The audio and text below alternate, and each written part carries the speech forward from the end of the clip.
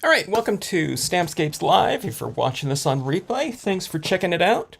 We have a piece of it's kind of a pinkish tone, holographic cardstock, okay? It looks really like heavily contrasted like this, but when I'm looking at it, when you pick this up, it looks kind of more like this color right here, okay? It's not so contrasty. My studio lights here are giving it, quite like the highest degree of whatever range and contrast that you would get from any angle, probably due to my studio lights in here too. Okay, so we're going to use some white and black pigment ink here. Okay, these are the Brilliance inks, which will dry on this type of cardstock, but we'll need to spray seal it when they are dry. They won't adhere to it, which is the reason we'll need to spray them. Okay, so I'm going to do this a little bit differently. I'm going to use, I don't know what imagery I'm going to use on here quite yet, but we're going to have some silhouettes, figures in here of the desert flora, and we'll have a little bit of cloudy skies above, just to create a little bit of, I guess a value range in here. So I'm going to try to do this white above, black below foundation for this type of scenario here. Okay, so I don't think I should overlap the black over the white either, because if I do that, they dry, but they don't dry that fast on here. So I don't, I got to figure this out as I work along here. We'll see what happens. Hello, Megan. Hello, Mimi. How are you? How are you two doing today? If anyone else is checking this out, hello. Okay, cotton ball. I'm going to give this a little bit of a slope. When you introduce kind of angles into compositions, you give your compositions a little bit of a visual movement inherently. You don't have to do that all the time. If you want something more stable looking, then you do it, kind of flatter. But on this one here, when we're talking about flora, a bunch of trees and foliage and things like that, I find that it's good to give something, the composition a little bit of a head start in terms of, I don't know, I guess we can call it like visual dynamics or something like that. Okay, so this is just like a little slope, like this. This is going on here really fast in terms of the coverage. I don't know, maybe because I re-inked this before the last video or something. It's like I usually have to go on with more layers. I guess I need to re-ink these pads more often, because it sure makes quick work of it. All right, so that is that. I guess it's pretty opaque on there. I don't really see any of that holographic foil showing through there at all. If it does a little bit, that was going to be fine. But now I don't know what that's going to look like when it dries. It might become a little bit more transparent or move towards transparency, where we do see some of those light pillars and patterning in this area. I don't know. Sometimes, see, this is kind of sitting on there and it's a liquid, and right now it's built up, so it might kind of migrate a little bit and kind of bead. That's the word I'm looking for. It might bead on the surface, so instead of it being nice and flat like that, it might kind of move out like that into its, I don't know, little whatever, mounds of moisture, I guess. Just like it would be if it rained or something like that on your car or something, or windshield or glass. All right. Hello, Linda. Okay, let's see here. All right, so I'm going with this cloud here. Should I just have a general kind of haze in here, or should I give this cloud some, or background, some structure. Let's give a little structure. One of my recent scenes, I just kind of freehanded it all in there, and I thought, I don't know if that looks like the best. It looked okay, but I thought, we could have used a little bit more structure probably, which I still could have done afterwards, but you know, I was kind of done with the scene, so I didn't want to. It's like, okay, then just remember that and do it next time. Okay, so that's my cloud template like that. That's like a little weak. Let's go with a little bit more structure like that. Here.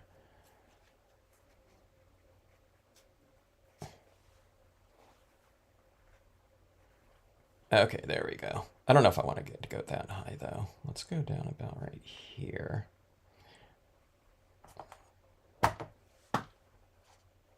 Not this one. C for cotton ball. All right, let's see. Let's get this loaded up. See, this is how you do these cotton balls. You, it's going to be all.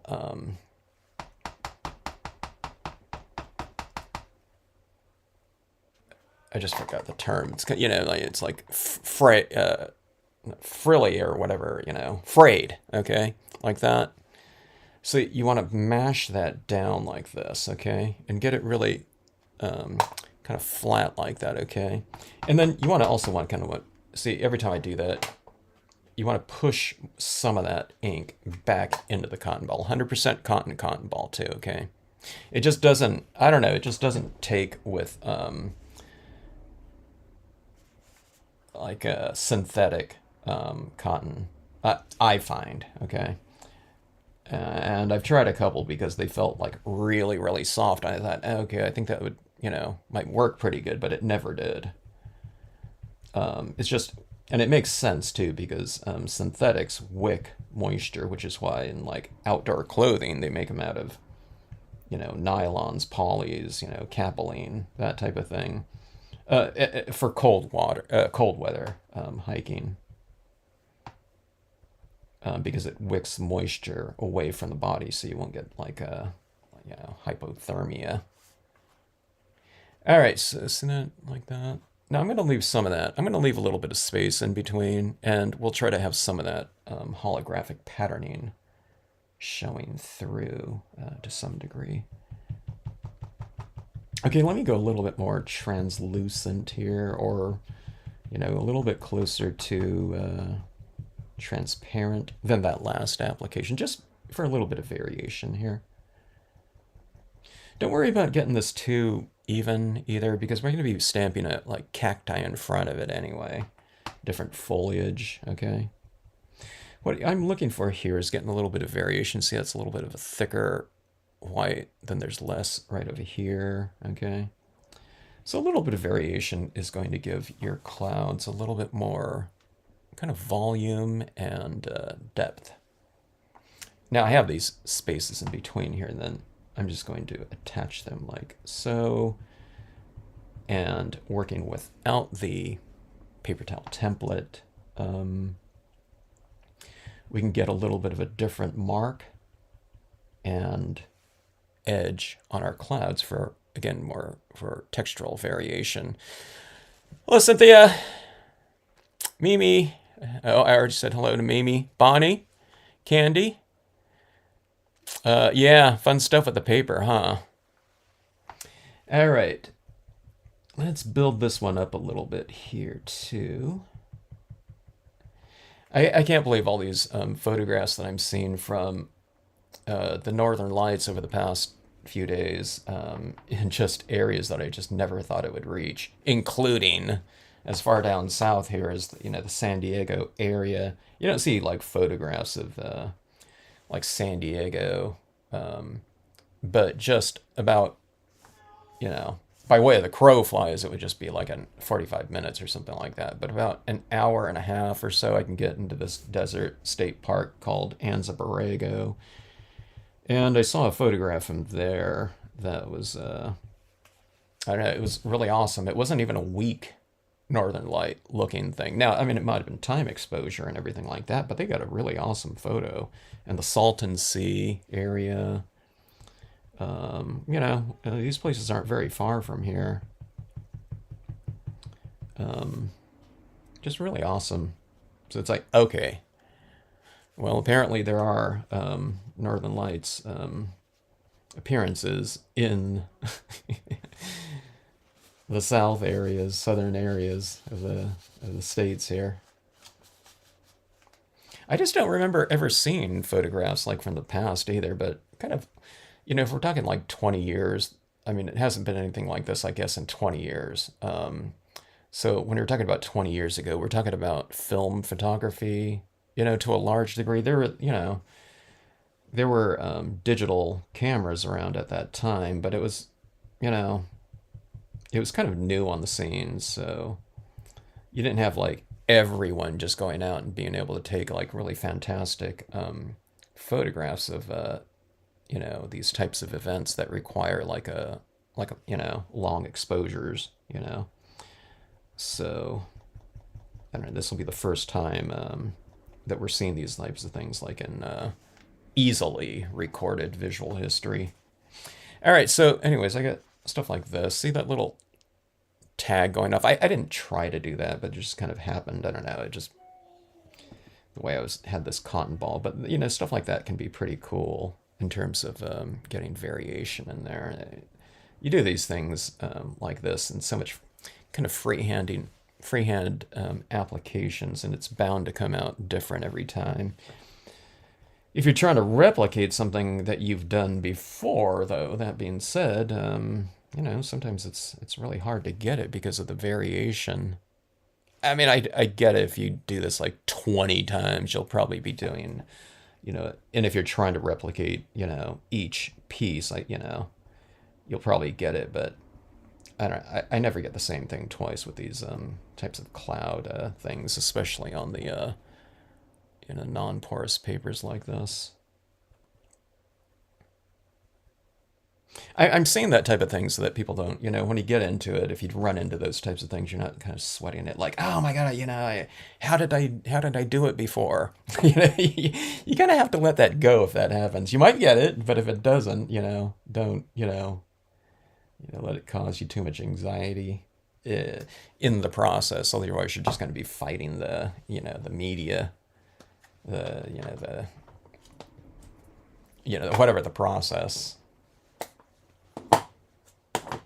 All right, let's see what we have here. Okay, see that slope right down there? That slope still. See, that slope is a little bit. You do have some. I don't know if you can see that right there. You do have some of that color showing through a little bit. Like here, sitting here firsthand, I mean, I can look in this black, and there's a slight pink tinge to it, but my camera has to compensate for this brightest tone coming up here, so this black is a little bit different on screen than what it looks like in person. It's still really black, but I can see little hints of that color showing through, which I kind of like. All right, so we have that in there. Let me see. I've been doing all this type of thing from the bottom like this, but I thought let's have a little bit more of a kind of another little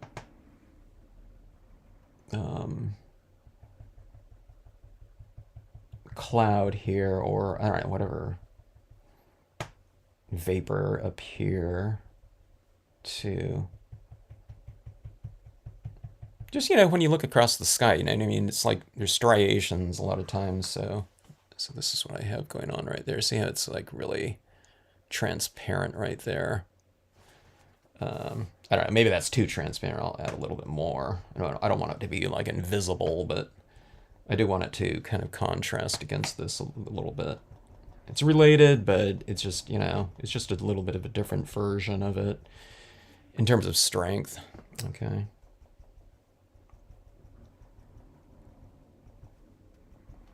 And right here, I mean, we do have a lot of sky area.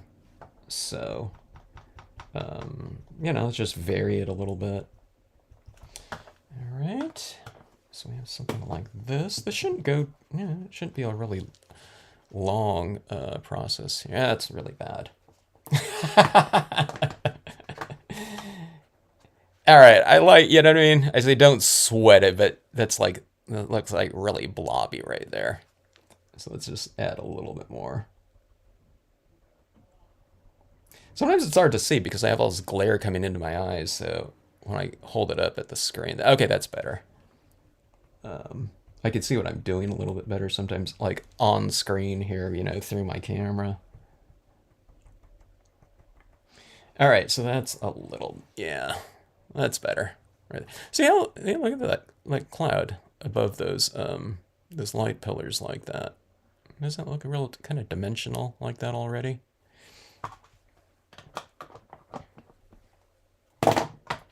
Fun stuff. You got to try out some holographics if you've never tried them before. Um, let's see. Hello in Orlando, Florida. Catherine, you might even be getting some. I think I saw some of those Northern Lights photos from Florida. Yeah, it's really amazing. I don't know where in Florida. You got to get away from the lights of the city, just like I would need to do if I want to see them. But just really amazing. Okay, so let's see here. Let's go with some. Let's go with a variety of some cacti here. Let's do. Let's go with my larger Joshua tree here. Oh, I almost forgot. Okay, so we don't do that first. We have to splatter paint up here our stars. Okay. If I do these things first with splatter paint it, the white is going to be over the, over the imagery. So it does snow out in the deserts though, but I don't necessarily want this to look like a snowy, winter scene here. Okay, so I'm going to spray this Dr. Martin's bleed proof white in here. Talking about sequencing. Okay, so when I do stamp my imagery over the top, chances are that white is probably going to show through that black in some areas. But what you do is you just take a marker or something like that, or Sharpie or whatever. You could spray seal first, and then you just knock out those little white dots showing through your flora, your silhouettes in there. Okay. And remember, you're going to have to spray seal this to adhere this media to the surface, okay? If you're just logging on or checking this video out for the first time, these are black and white pigment inks that I'm using here, but they're Brilliance pigment inks. They're not an oil-based ink, they're a water-based one, and they're kind of designed to dry quickly, or quicker, or at all on glossy cardstocks. And you don't necessarily need to spray seal them on glossy cardstock, but on something that's like really, really non-porous, such as this type of, metallic foils, be it holographic or just solid colors, you really do need to spray seal it.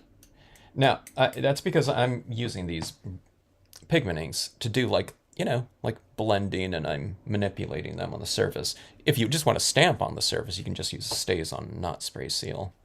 But I wanted to do this kind of amorphic, types of, whatever shape building in terms of the slope and clouds. Okay, I just stirred up my paint a little bit. If you ever get the Dr. Martens, you'll occasionally need to add water to it. If you don't use it for a long time, it dries out completely, but just add some water to it and mix up a little bit on the top, and then just use that. I don't use too much of this, so... I mean, I use it all the time, but I don't use it a lot per seed. So here's the toothbrush. You just put it in the tip like that, and then you wring out a lot of it, okay? You don't want it dripping down on here. It's a opaque watercolor paint, all right? And we'll go like this, and I'm just going to largely try to get it in this area right here without splattering down here. I don't think I need to mask. I think I can aim and get this with no problem on here. And I'm just kind of, I just kind of released a few little bristles at a time, like this. I released a few, then I'm just going back up in here and I don't know, whatever oh, I did get a big, whatever star there. That one's a planet. If you did get a really big one on there like that, I mean, you can remove it if you want. You just take a paper towel and, just wipe it right off. It's not, these dry on here really fast, but even if it dries, you can just take it right off if you want to. But there's our extra depth in there. It's an extra lighting because it's light on dark, and it's texturing, it's splatter painting little crisp little dots and stars. If it's, if you splatter paint it over everything, then it looks like snow. I splatter paint at the base of waterfalls a lot to give that churning water and that misty area a lot of kind of visual movement with like a splattering like that. Okay. And then it's really, really opaque. Even like the tiniest micromillimeter of a spray dot in here, it's really, really opaque. Now you can spray with other things, but see even those like really, really tiny dots like that. If you're working with like an acrylic white or something like that, and people do, or correctional fluids or something like that. Correctional fluids are pretty good too because they're meant to cover up something, but this is like specifically really, really opaque. And it's just a really fun thing to do. You can splatter paint anything. It doesn't have to be just scenes too, and it'll give everything a really nice texture. And I don't know, one bottle can, if you're using it all the time like me, one bottle lasts like a couple years probably. I don't really paint with it, but you can get it and potentially last you like a lifetime. It's not like $5-6 or something like that. It's a really fun medium to use. Let's get into our imagery here. Okay, let's see. So we're going to use the Brilliance inks again. If this was dry and spray sealed, you might be able to use the StazOn right over the top. You probably could. It depends how sealed down everything is. But I'm just going to go with the Brilliance. So have your inks, your pads reasonably well inked, just so that you're not stamping out kind of a drier version of the ink over like a thickly applied, still moist application of whatever you've already laid down. That way you don't kind of stamp down like this and then lift up, but instead of transferring the black pigment ink, what you've done is you've lifted off the white ink instead. Okay, I know I say this on all my videos, but I don't know, someone might be tuning in for the first time. Anytime you get these Brilliance inks, just get I don't know, like a black and white are the ones that I use all the time, and get a re-inker for them. Which a lot of you do anyway. All right, let's see.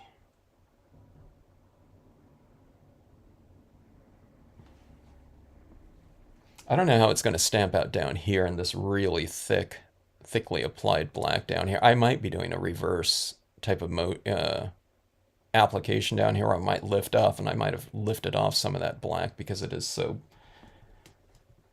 thickly applied down there.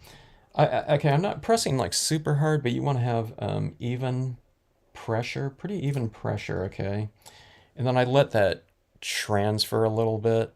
I let it start setting up. It's not drying, but it's going to kind of start moving in that direction, at least from, real sopping wet off the pad wet, okay? So I'll hold it down like that just for a little bit.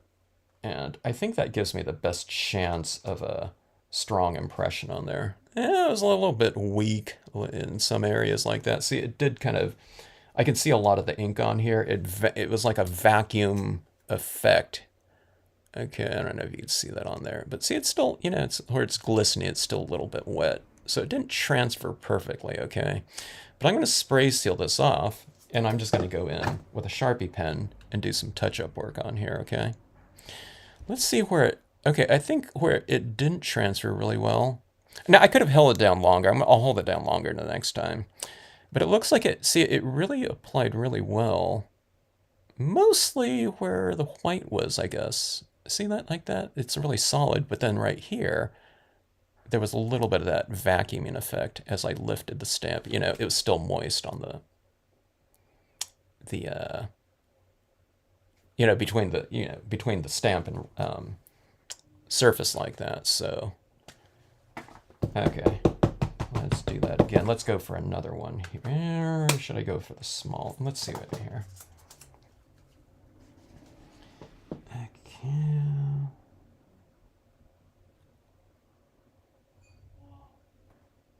I like this. Okay, so this one's going to represent like another one of these taller trees, but it's like on the other side of the slope. So let's go a little bit lower. Or do I want to? I'm looking at this now.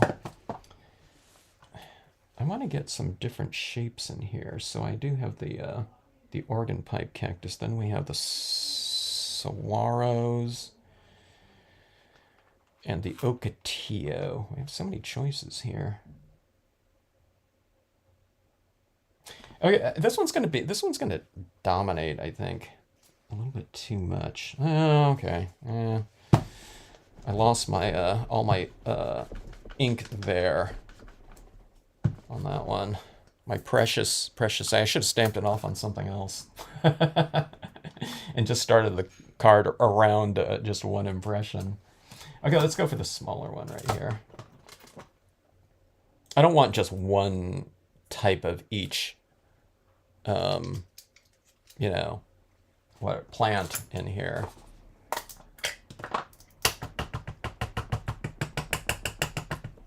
Preferably 2 or 3, probably. Okay, let's go like this. Let's go here. Something like this. Oops, I just touched that black area down here. You can see how kind of wet it is. Okay, let me see if I can get this to transfer a little bit more. Okay, let me start thinking about the, here, I'll start thinking about the next form in here. Let's go with,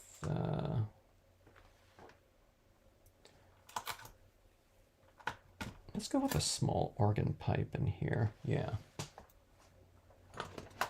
Some of my favorite areas in the deserts are, and then it's different, you know, at different areas and different elevations. There are different things that you see, like at the base of rocks where it's collecting more water and things like that. But I really like it when there's a real good variety of flora in a given area. Just, I don't know, for variety, I guess, and diversity. It's really fun to look at. Okay, that one's not too bad. Yet some of that imagery showing through a little. Now this one's right here. See that? It did that little reverse impression right here. It kind of removed a little of that ink right there, but I think that works pretty good, you know, to have a little bit of that reverse removal of ink, because I could see the silhouette. So, okay, so instead of that, you know, that tree being on the other side of the slope, it's now in the foreground. Unless I want to get rid of it, I can just dab more ink right there. You know, I think it'd look good too, but there's a lot of ink still left on this one. I think what's happening too, maybe it's not transferring as much because it is just so sopping wet. So I got this big sopping wet area of ink in between. So it's just not setting up as fast. So I don't know. Maybe it's, you know, good to have not so much ink on here. I don't know. I'm still tweaking, obviously, the techniques of this you know, this process here. Let me use this one again here. Yeah. So sometimes when I have less ink, maybe it's setting up faster, and then adhering to this, you know, the surface. You know, before I lift off. I hadn't really thought about that before. I just thought it was safer to have more ink on here, especially when I'm stamping into the white. But I don't know, maybe not. All right, this is organ pipe cacti here.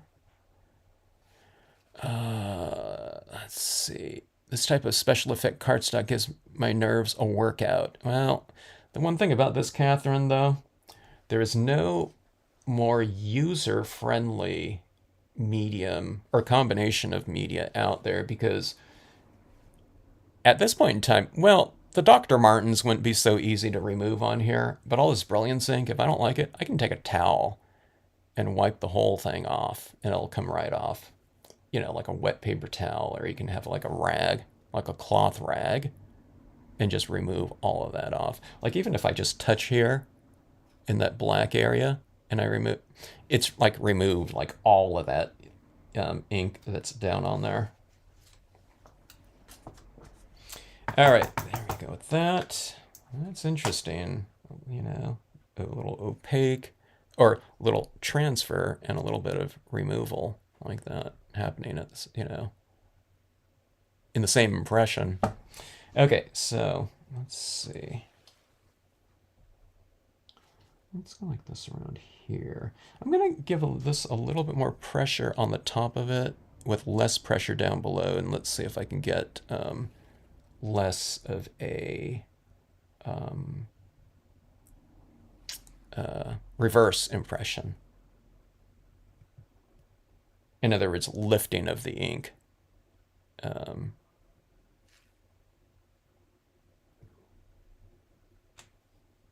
Yeah, it worked out okay. Yeah, I did. There's a little bit of reverse in here. But you know what I'm seeing right here too? I didn't see this before when I first made the impression, but do you see this right in here? This tree, like that, you don't really see it like that, but that tree right there, look at this effect here. It's like that, it's like illuminate. How is that illuminated on that impression right there? It looks solid black, right? But you go like this, and it's illuminated on half of the Joshua tree. Is it doing it if I do it in reverse? No, it's only on that one side. Huh. The paper might be magic. I don't know. That is so weird.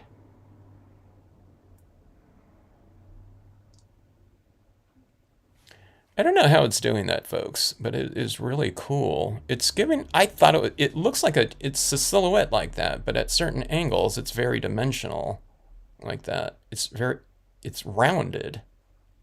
So, I don't know what happened.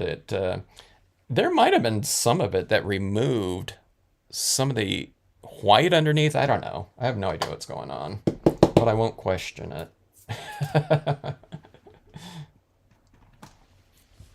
I'm not objecting to it, you know. Like, why, you know.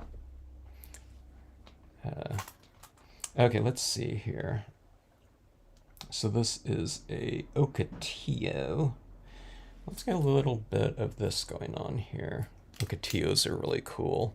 Oh my god, so if someone did like Ocotillos in the spring, and if they have these red blooms up top, and if it's like a twilight situation, some people do those long exposures and they expose for the sky or something like that, but then they have a little bit of a light, photographers, and they'll just kind of run a light along the objects in the foreground. Just they call it light painting, you know, where something's normally a silhouette, but then they'll run a light so that, you know, the objects in the scene aren't just silhouettes, they're illuminated a little bit. But if you had like these ocotillos in there with and if they were in bloom with those red flowers against a northern light sky, that would be like insane.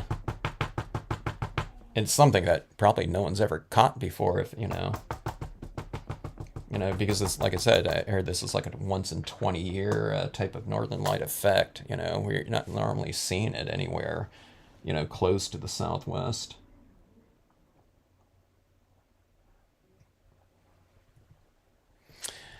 Let's see.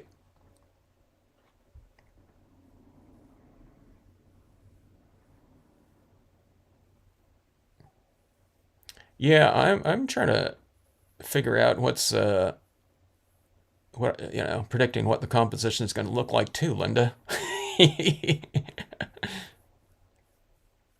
We camped in the Southern California desert when it snowed. Oh, yeah. So I've only seen it snow once in the desert. I've seen photographs of like Joshua Tree. Joshua Tree was my like playground, like in my 30s, and we went hiking around in there all the time. And I'd go out there during winter times too. That was my like spring, winter, fall playground. And then summers it was just too hot, so we'd go up in the mountains and hike around in there. But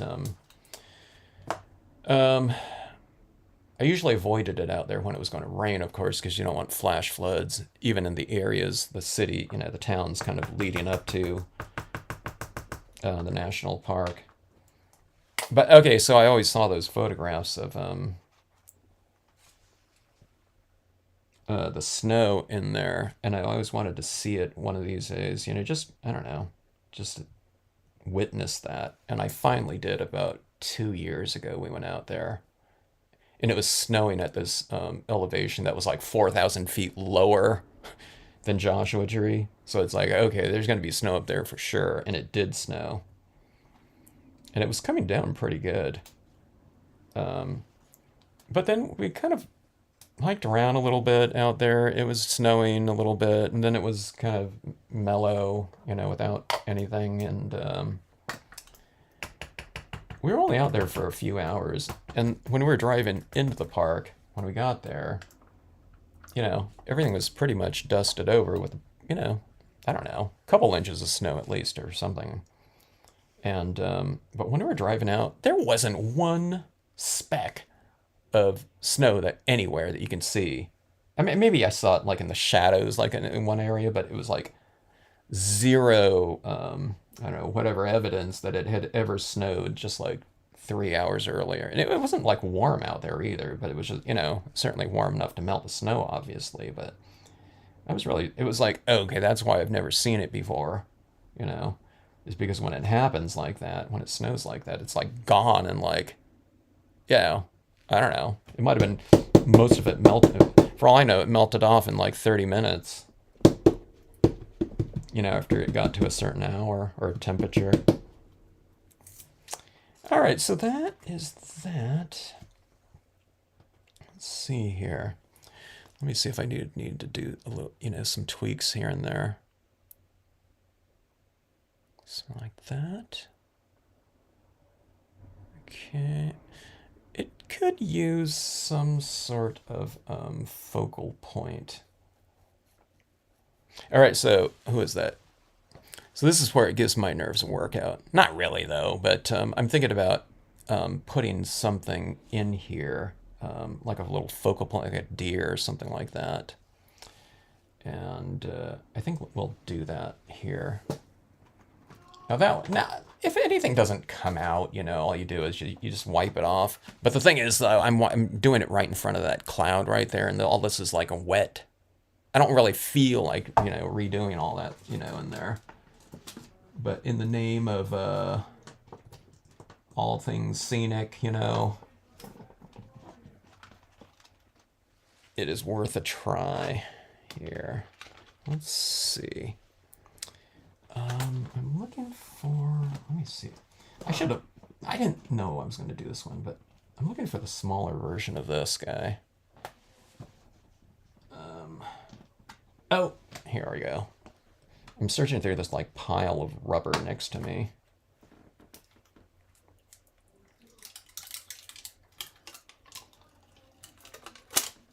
All right, here. I don't know if it's gonna fit.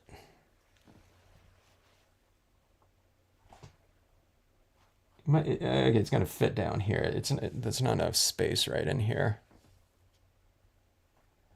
I'm getting better at kind of not touching it. I was always touching like the parts of a Brilliance Ink, holographic pieces where I'm like constantly having to retouch certain areas here. All right, let's see. I want to wipe off some of this bottom portion because it's not going to be Yeah, maybe I wiped off too much here. See this foundation portion right here? Right here. I'm just going to wipe that part off. And maybe I don't need to. I was just kind of thinking it might do one of those reverse things down here. But I was thinking, oh, okay, but if it does, I'll just fill it in, with some additional, cotton ball Brilliance ink application again.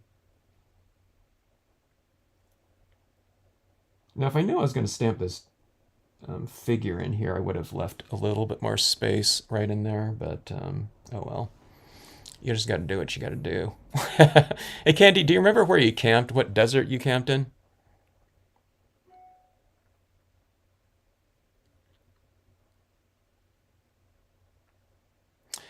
Uh, I I really like no, I like camping all over the place, but I really like camping in the deserts because I'm one of those people that I get eaten alive by mosquitoes. Now I have mosquito netting, and you spray with whatever DEET or I don't know whatever it is repellents. We got those mosquito repellent. I don't know, like citronella or candles or I don't know, whatever those things are going on, But it's really got to, like, like equip, for those areas out there.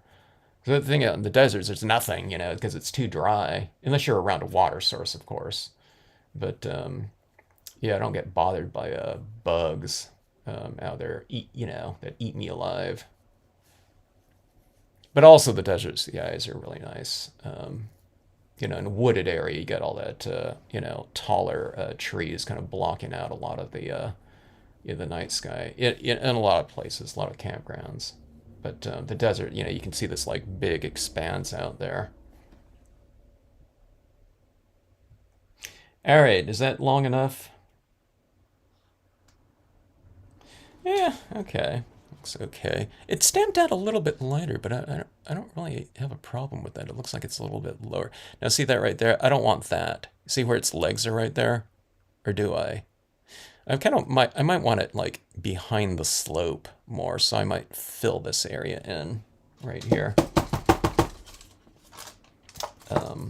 Just with some more black ink. Actually, I might do it with this one too. Even though it's kind of a cool effect right there, having that little thing. But I think it would make more sense if this tree right here was on the other side of the slope, and then this one right here is on this side of the slope like that. Okay. So I'm going to go with my gut feeling here. Things happen kind of that were kind of cool in the terms of the technique, but I think this will serve the the composition a little bit better right here by applying a little bit of this in here like that. And you can leave some of it if you want to, or all of it, that reverse type of thing. What might be cool too is if this is like too bare down here. Okay, let me try something, because if I don't like this, I can always fill it in. Let's try something here. Let's do that reverse impression. See, this is like all just solid right down here. But if we want some kind of like, potentially interesting design element, we can go for a reverse impression, go for an actual reverse impression, an intentional one. So this is just a bare piece of rubber. Okay, I'm not going to ink it up. And what you do is you stamp it into wet ink. I haven't done this for a while, but I've done this before on other videos. Let's see, let's put some of this down here like this. I think if it comes out looking pretty cool, I don't know, maybe it'd be better if it was a little bit more minimal. Okay, so it's kind of subtle like that. See that right there? Right there, you can see it like that. I'm going to leave that down there. I think that looks pretty good. I don't even see it too well myself, but then when I hold it at certain angles, it reveals itself, so it's like a hidden, I don't know, whatever, hidden impression, I guess. I'm going to put this, it was like here. Now I'm going to put this right over here at a little bit of a lower angle, and we'll have a little bit more of that structure. I'm not quite sure how hard to press this. Maybe I need to press it like lightly and then lift. Okay, that worked out pretty good. So you see that this brush, the winter brush right down here, little spindly things. And I'm going to put another one right over here, I think. I don't know if I want to go for something taller. Let's just, I don't want to complicate things, but from a textural standpoint, so let's just keep these ones all the same down below here. I don't want too much variation in this area right in here. Now, if it doesn't work out, you just, just go over it again with, your black ink. Okay, see that right there? And I can't tell if that was more, the image was revealed more when I first did it, or if it's kind of like filling in again. I don't know. It's like you part the the liquid like this with the impression, then you remove it, and then it might creep in again like that a little bit. So I don't know. It's we're dealing with malleable types of it's a malleable whatever scenario here. Doing this, it's not going to be like working on, like pieces of matte paper, something like that. But yeah, it doesn't take too long to get used to this. You never really, unless you're doing it all the time, I never really get it down like really well. Like I said, I'm running into things that I'm kind of like, oh, wait, that happened right there, and I've done this, I don't know, whatever, a dozen times or something like that. But you get used to certain aspects of it, so at least you remember to, stamp and hold and stuff like that a little bit more, and just kind of experiment around with it, and I don't know, maybe don't depend on, something coming out exactly like, whatever's intended, but, kind of be happy with like an 8%, 80%, whatever result, expected result, whatever success percentage. Okay, I'm going to put this in here. Sorry about my head getting in the way, but I got to get this as straight as possible. I should probably stamp it out first to get a little bit of my bearings on it. I think it looks reasonably straight like that, right? Now, only if I got that quote stamp straight on there. Okay, so this is the white again over the the bare foil, so keep that in mind. Don't squish it down too hard again, and allow that ink to transfer a little bit. Let me see. Could you use a workable fixative, or would that dull? Yeah. I'm going to spray this with a workable fixative, Mimi, when all's done. So I'll spray where I've made the impressions for the most part. It's going to be hard to kind of avoid some of that. Usually I just I don't mask off when I'm spraying. It would probably be a good idea if I did to some extent. I don't know, maybe I'll do it on this one. This one's looking pretty good. But yeah, it does dull out the effects slightly because it puts a little bit of a matte coating on it. But this patterning on here is just so strong that I find that it stands up to that slight dulling. Or, even if you put on a pretty good amount, I find that it doesn't do too bad. All right, now that one didn't transfer too well in that end there. See that right there? So I'll put that on there. Let me do that one again here. I've been talking about this ability to just redo things, in terms of if something doesn't turn out. So let's do it right here. I know what happened right here. There's some of these little white dots at the Dr. Martens, okay? And while they're little tiny beads, they are raised from the surface. And if you've ever stamped anything with like a little piece of dust or something like that on the stamp, it leaves that ring on there. So what I'm going to do is I'm going to stamp that again, or try to, okay? And let's see, as I'm redoing this, I'm probably removing some of that Dr. Martens in that area, so I'm flattening it out in there. So let's just go like this. Okay. Kind of keep moving it like this to get a fresh area of your cotton ball, and then you won't kind of be like smearing out that media that's down there, or that's, on here, which, the pigment ink.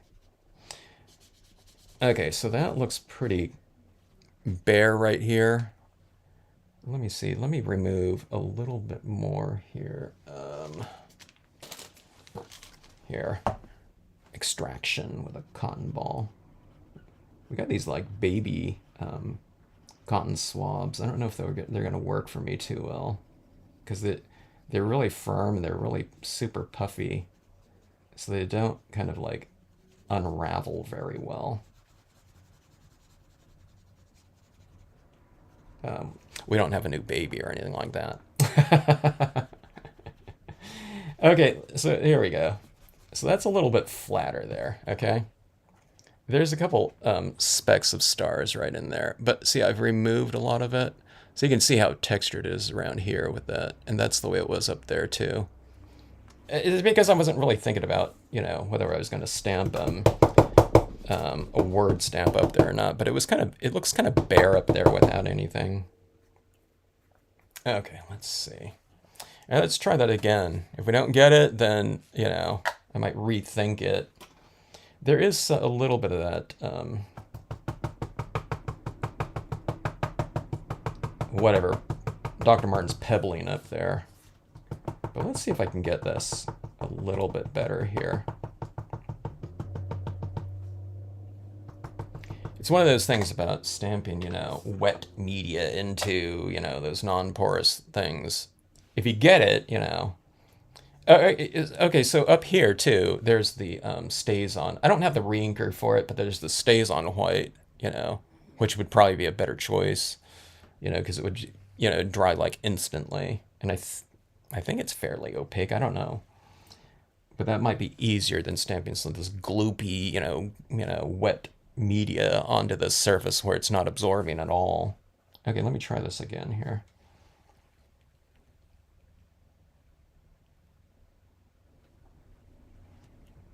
All right. And maybe, I don't know, maybe I pressed too hard. I don't know. Let's see. Okay. Did I say hello to Sharita? If I didn't, hello. You'd have to be young when Victorville was still desert and not developed. No, I remember that, Victorville, I don't know, that whole area between, the Cajon Pass and like, what is it, like Barstow? Victorville's before Barstow, right? That really started developing, it seemed like in the 90s, right? When there was a huge amount of, thrust, to development. But yeah, that's where you went camping, huh? What is that? That's the Lucerne Valley too, or something like that. I only saw donkeys when I went through the desert.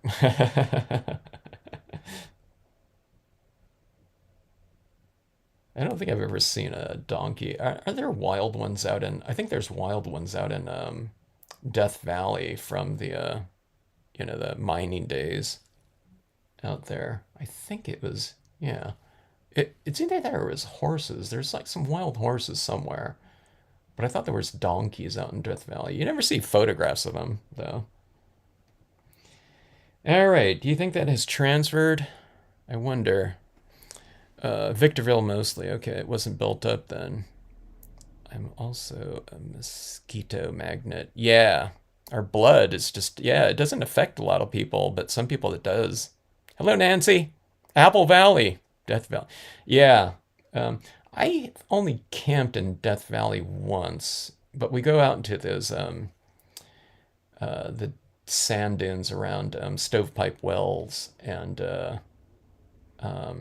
we stay out there overnight though. I don't even camp out there. We just lay down in the sand and just in the summertime and just, if you kind of dig out a little burrow, it's like really warm underneath the sand.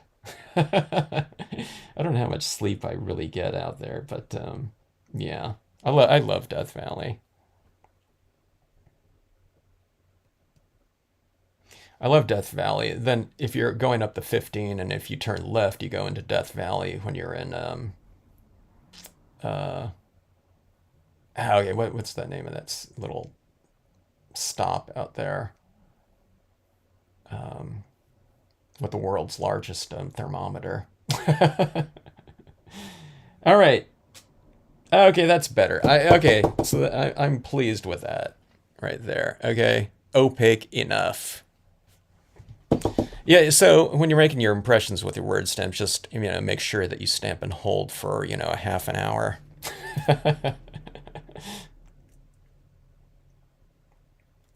Yeah, but I love that area up there. I love the high deserts of California. Spent a lot of time, not so much time, but I went out to Death Valley a decent amount. But a lot of times it was the Mojave National Preserve, just because it was so.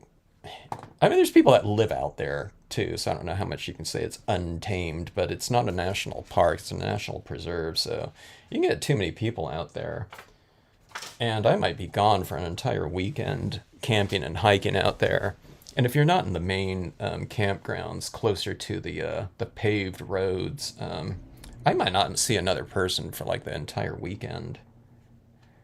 All right, so that is the piece right there. Oh no, no, it isn't. I forgot. On this piece right here, I'm not doing a reflection card, so I don't have something that's going to be folding into it like that, like I've been doing the past couple live streams. So I'm going to take and add in, where did it go? Oh, okay, here we go.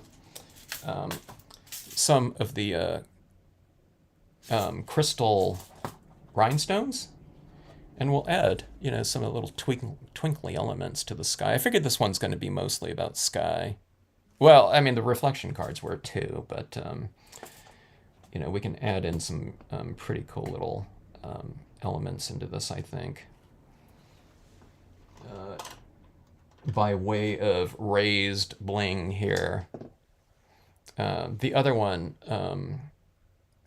the more kind of reflective types of things that I did on the reflection cards were more of the glitter types because they're flatter, you know. But I have done crystals up in my skies, for reflection cards. But if you ever send it off to anyone, naturally, put something in between the card just so you don't have these raised crystals kind of indenting, the lower section of the reflective area. Okay, so this comes in a lot of different sizes right here. I'm just going for like the smallest, probably the two smallest ones. I think these two are the same size. No, these are different sizes right here. Yeah, that one's a little too big. Let's just go for the real small ones here. Sometimes it's hard to see, you might do like a couple little dots just so you remember where they are. You haven't done this before. But yeah, I'm not going to bother. Okay, I'm putting a pretty big dollop of this glue here because it's going to dry clear anyway.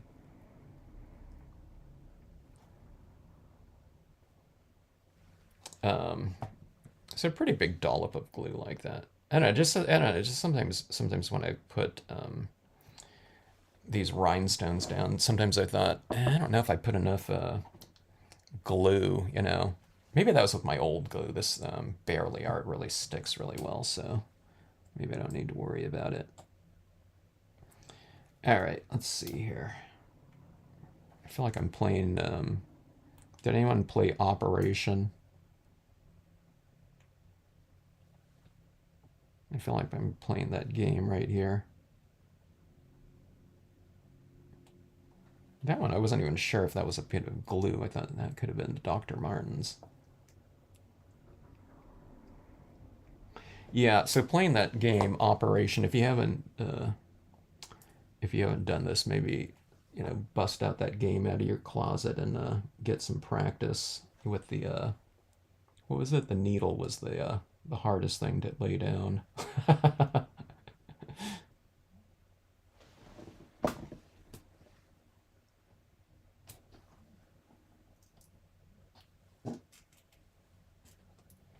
All right. Hardest thing with laying these things down is, getting them all upright for position. Oh, that was the bit of that was the blob application of the Dr. Martens right there. Okay, I have some different size ones in here, and I try to group the oh, I don't know, whatever stars a little bit. I kind of cluster them a little bit in some areas. My glue's already drying.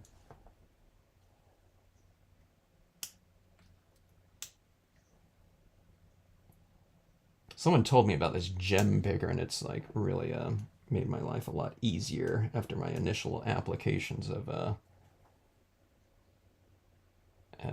like stones like these. Let me see. Now that I look at it,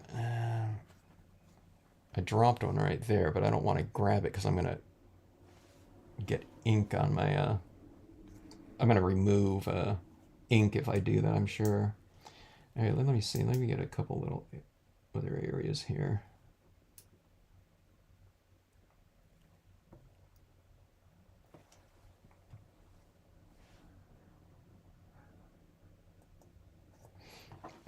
Whenever you're doing this too, make sure that you're doing it in intervals of 3, and there's not you don't add more than the the square inch area of your entire piece. I'm joking, folks. Okay, but that being said, sometimes I was mentioning it's kind of fun if you do like little tiny little, I don't know, secret things or whatever on your pieces. Like if you're doing like a kid's card and you're doing these little stars like this, if it's like, you know, I don't want to do it like a 50-year-old kid, but if some kid's like a certain age, you might add. I add those number of stars to the sky. If I'm doing light beams or something like that. I did this kid. This kid was named Malachi, and I did a card for him a few years ago, and he was 10, so I had like 10 light beams in the scene. Just as a little nod. And I told his mom. I said, I put 10 beams in there. So it's a little, so it really it personalizes the card in terms of like a scenic stamping type of scenario. Usually you have like, whatever, 10 candles or something like that. But if you're a scenic stamper and you're doing nature, you can do little reference things like that. There's so many different things you can do with nature in terms of, I don't know, little references. Okay, so seeing that like that. Yeah, maybe it's a little bit extreme. Okay, that looks a little bit extreme right there because the white is still showing like around some of these. So it looks bigger, I'm noticing right now, but they'll dry clear like that. But I don't like that look in there like that. Look at that, those stars right there. I don't know, maybe those, oh, like right there. I just held it at a certain angle and that horizon back in there, I can't get it now. Or maybe it was that. Maybe it was that glare right there. But see that glare right down there on that horizon? Like right there, it looks kind of cool when that thing glowed a little bit like that. But see, looks like this. Look at this. See, that's my window right here. I have a window behind me. But that just comes to show you what this holographic stuff, it really looks pretty cool. You just go like this and there's a different look happening just with every little angle. So this is like on this axis right here, and it looks a little bit different on this axis right here too. Look at that right there. It's like flames or something, or light pillars. Someone told me about light pillars So I had to look that up.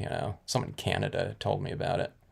She says, we were talking about, it kind of looks Northern Lighty type, of formations, because that's the only thing I knew to refer to. But she said, no, it looks more like light pillars.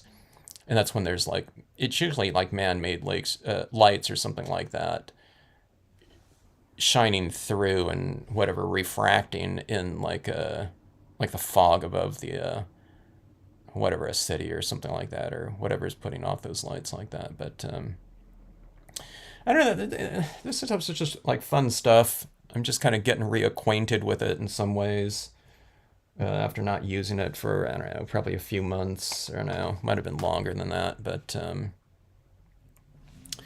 it's fun little effects like that. So your only thing is just kind of when you're stamping on these things, um, kind of go into it expecting some of those dynamics with, applying some sort of wet medium onto a non-porous surface. But it can really reward us really nicely. Now, if you want to do something that's really, really simple, okay, you can do like this area down here.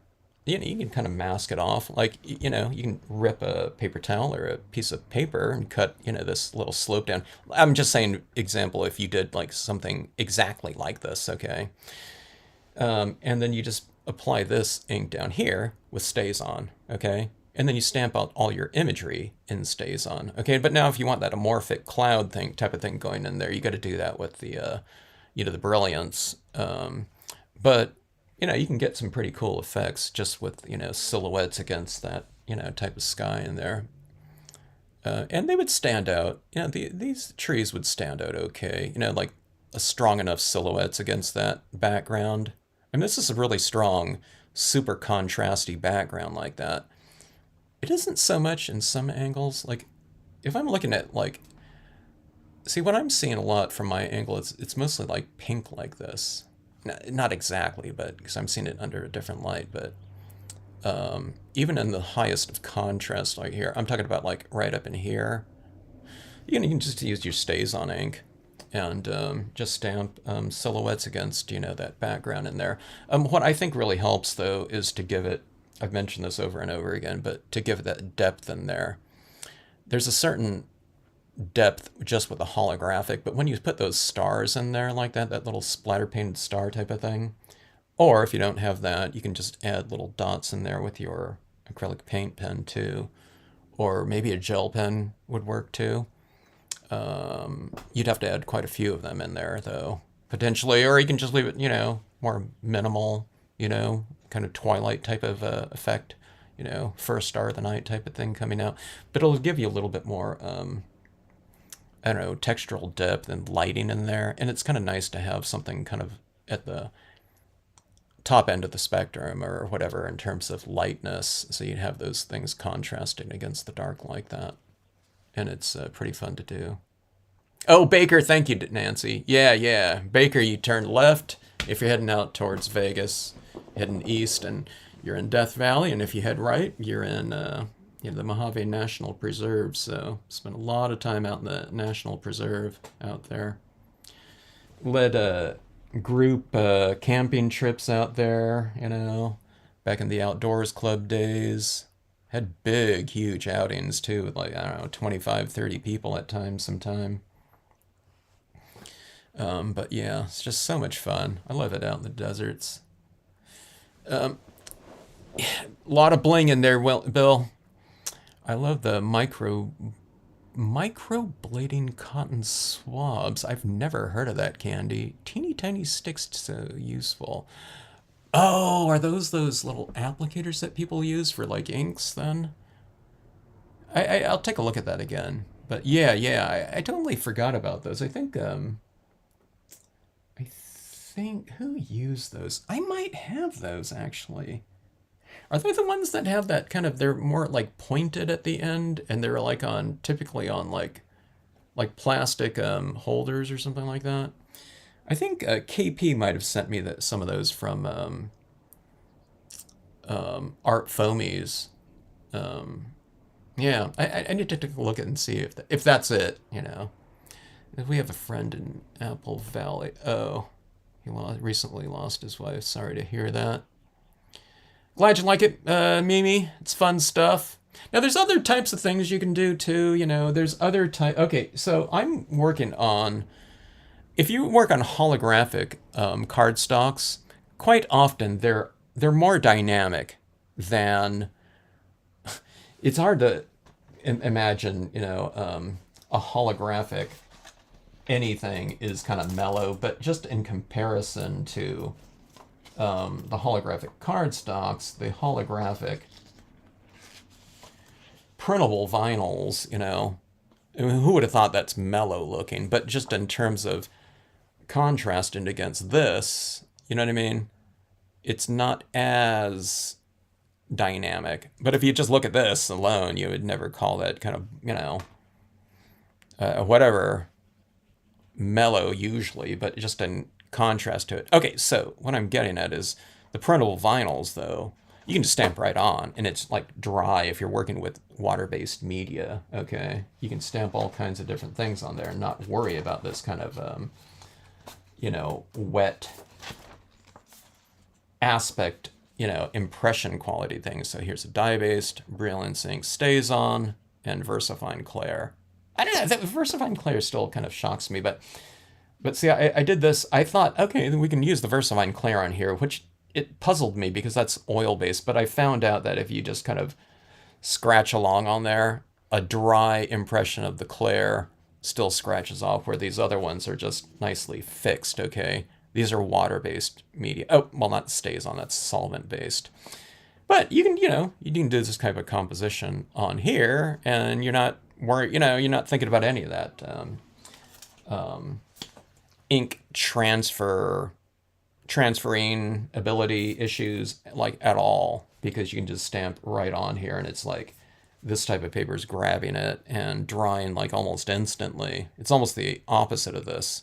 So that's one of those things. I always try to make that clear when I'm posting on these different groups out there, because a lot of people have something like, I might be doing like a scene on one of these right here, which has that emulsion coating, making it us able to run through an inkjet printer and print things on with our water-based inkjet inks, or, when we're using it in like a stamping type of format, any water-based media, or the StazOn, okay? But sometimes people, just see this and it's, okay, it's holographic, right? Like that. Or on here, and then they use like a VersaFine Clair or something like that on there, or they use dye-based inks on this one, which would work on this one just fine. And they think, oh my God, So, it was like so hard, nothing ever dried, and, he made it look so easy, I'm never going to try one of his techniques again. Which is true. They think it's like, oh my God, it was so hard, but they're using like the wrong combination of media. It was like, it might be almost like the opposite thing. That's the same thing for like glossy cardstock and glossy photo paper. One's meant to be printed on in your photo printer, and it works with certain types of inks, and blending works completely different on like glossy cardstock. So, just as long as you keep those types of things, or follow along with one of these lessons or something like that and use that media, then, it's not really any kind of problem in terms of compatibility types of things. But anyway, this one will get, this one dries probably in here. You can see those little forms down there. You don't see them quite as much anymore, do you? You see a little bit. There's a little bit of that texturing. This was the last one that I did. And that was the second one. I don't know if that was the first one, but it's kind of filled in a little bit. So that ink is in motion, a little bit with those negative impressions in there. But you can still kind of see it. I think it's still pretty cool. So this will dry. I'll just give it overnight, and I'll spray seal it, especially around the quote stamp right in here. I'll give this a little bit of a sealing right here, but mostly like down here. So I might take like just a piece of paper like this or something like this and give this a little bit of a heavier coating down here, just because that's a really thick application of that black ink right down there. But You can do holographics. Not that we couldn't do it before, but people would say, "Hey, you never see the Northern Lights down in, in wherever, Arizona or something like that." But you can say, "No, you got the evidence now. You can see it down in, Texas. The Northern Lights after this 20-year event like that." But you can get all these different types of effects really easy with the the pre-printed papers like that. You don't have to. We don't have to do all those colors like that. They're just inherently in the holographics, so it makes it really easy for us. Just use the right media, with the type of paper we're doing. Okay, it's like a toothpick on wood. A toothpick on wood. Huh. I need to take a look at that, Candy, because you do get some really cool effects with whatever type of process you're using, your techniques and media. Hello, Laura. Hey, Laura, did you get that? Did you get those? Did John get those photos then? Has anyone used a Peddler's Den Grippet? They might have. I don't know if they sent me some of those. They sent me some of their tack and peel type of thing to utilize, and I don't know if they sent me anything else.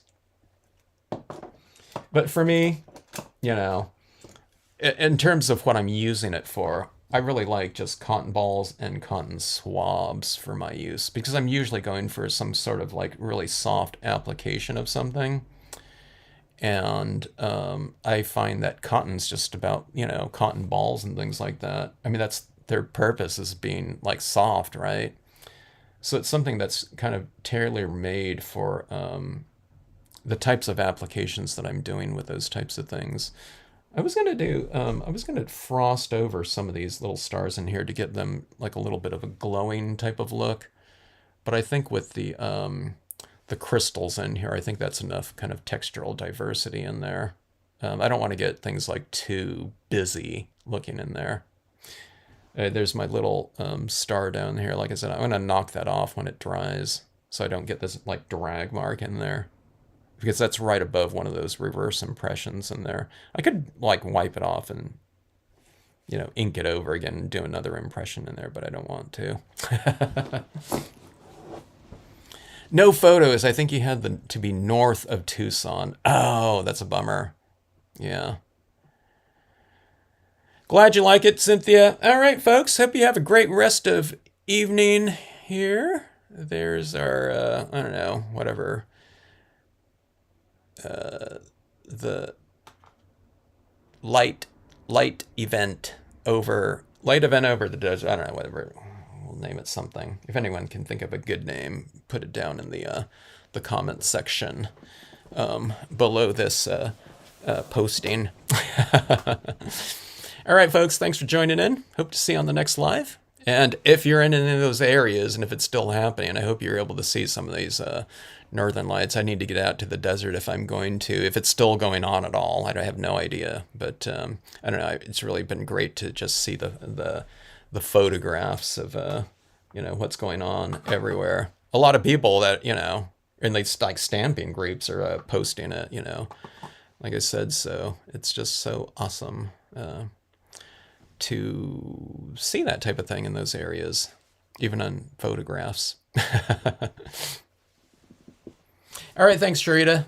See you on the next live.